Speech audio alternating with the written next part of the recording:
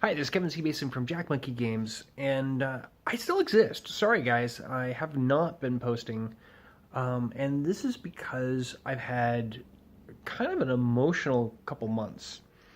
I found out that a dear friend of mine and one of our gamers, a brilliant GM, and um, you know, a former roommate, and a good friend of mine died, and it was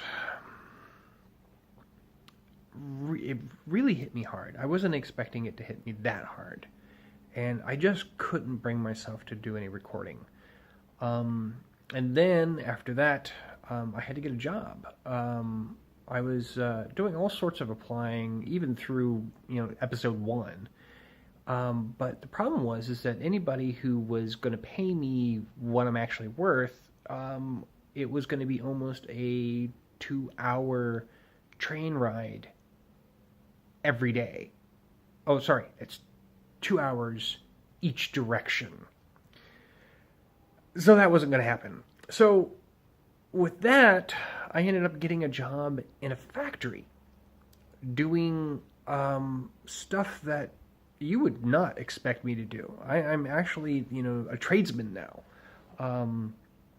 doing electronics, which is not too far of a stretch, but it's the fact that I'm in a factory is a bit different, and that I actually have a toolbox and not working with screens and no headsets, a bit different. So I'm back.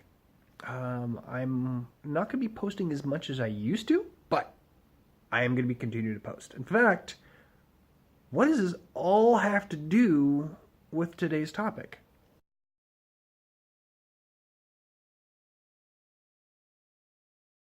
Well, think about this. When you're when you're creating a character, your character doesn't exist in a vacuum. Your character has a family. Your character has a job. Now, that might be adventuring. That might be that your character is a spy or a member of the military, or a member of an elite assassin group, ninja. Um, but the thing is that you still have relationships that you develop. You can't exist in a vacuum. So you're going to have people that, well, you've trained, or that has trained you.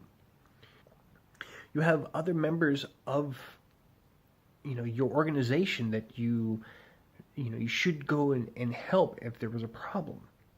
Now, if you're going to be creating a character, and let's say in GURPS or one of those other systems where you get points for being part of these organizations or having dependents or stuff like that, expect that at some point the GM is going to call you on that. And you should not ever throw any form of fit because of it, or cross your arms going you got the points. So here's some things to think about. As a player, what you should do is think about really cool things that might happen when the GM is asking you for what about your backstory. What you should do is come up with a list of things that might come up. Like your master asks you to come in to judge a tournament, or that you have been asked to do a special training. You have been asked to recover a special item. By doing this, you're giving the GM more ideas. And it's also going to help flesh out your character. Now, this is a big deal because I'm a firm believer that if there's more character development, there should be more XP. Let's talk about character obligations from a GM standpoint.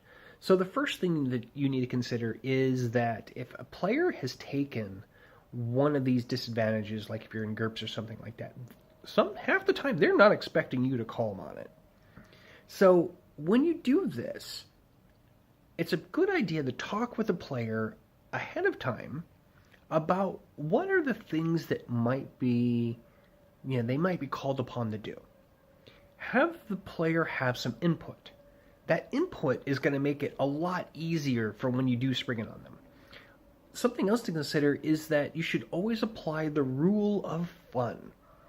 So don't derail an already existing campaign because you decided, well, it's time that, Michael's, ninja clan has finally cashed in their chips and they need help. Or that favor that they owe this person, or their sister's cousin's brother was captured. They have to go do something about that. You should never interrupt an already existing, storyline, unless you're using it in a way that will enhance the story. So you don't want to derail the already awesome motivation.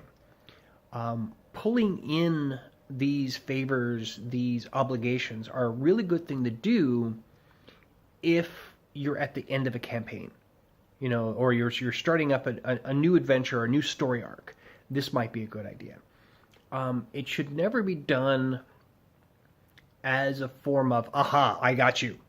Yes, I know there's GMs that still do that shit. But yeah, don't do that. You should do it in ways that enhance the story. You should do it in ways that make it more fun. You should do it in ways that will help develop the character. And enroll the player.